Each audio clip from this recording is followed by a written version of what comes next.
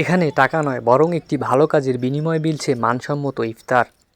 আগুনের আঁচে টকবক করে ফুটে উঠছে বিরিয়ানির হাঁড়ি, সাথে আছে মুরগির রোস্ট, খেজুর আর শরবত। তবে এই খাবার বিক্রির জন্য নয়, বরং একবেলা পেট পুরে খাওয়ার সুযোগ করে দেওয়ার জন্য। কুড়িগ্রামের চিলমারির পানাতিপাড়া ও রমনা রেল স্টেশনে এখন উৎসবের আমেজ। রাজধানীভিত্তিক স্বেচ্ছাসেবী সংগঠন ভালো কাজের হোটেলের এই এক অভিনব আবদার।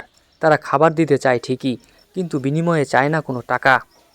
তারা চায় প্রতিদিন একটি করে ভালো কাজ, যা সমাজের ছিন্নমূল ও নিম্ন আয়ের মানুষের মধ্যে এক নতুন আশার আলো দেখা দিয়েছে। মানুষের ধান ভাঙিয়ে দিছি, আল্লাহ আসি খানাটা পাইলাম, খুব উপকার খানা।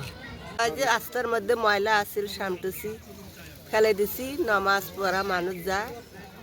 আমরা খাইতেছি মনে করেন ভালো কাজের হোটেল। আমরা ভালো কাজ করব আর এই খানা ইফতারি করব, আমরা রোজা রাখছি। মূলত 4100 জন সদস্যের প্রতিদিন 10 টাকা করে জমানো অর্থেই চলছে এই মহোৎসব।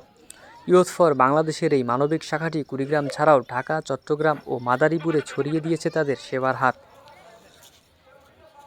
আমাদের ঢাকা ভিত্তিক স্বেচ্ছাসেবী সংগঠন ভালো কাজের হোটেল, এর মূল শাখা হচ্ছে ইয়ুথ ফর বাংলাদেশ।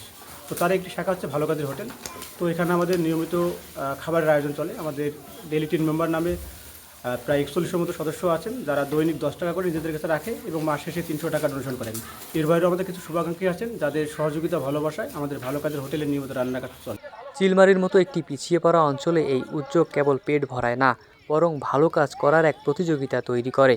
মানবতার এই দেয়াল ভাঙার মিছিলে শরিক হতে চাইছেন স্থানীয়রাও। এই কার্যক্রমটি চলমান রয়েছে। প্রতিদিন 600 থেকে 700 জন মানুষ বিনামূল্যে একটি ভালো কাজের বিনিময়ে এই খাবারটি গ্রহণ করতে পারতেছে এবং তারা ইফতার করতেছে। এজন্য এলাকার স্থানীয় মানুষ এবং অসহায় দরিদ্র মানুষ এই খাবারটি এবং এই সুযোগটি পেয়ে তারা অত্যন্ত উৎসাহের সঙ্গে এটি গ্রহণ করছে। টাকার চেয়েও যে মানবিকতা বড়, চিলমারির এই ভালো কাজের হোটেল যেন প্রতিদিন সেই শিক্ষাই দিয়ে যাচ্ছে। S M Rafi, radio Chilmari.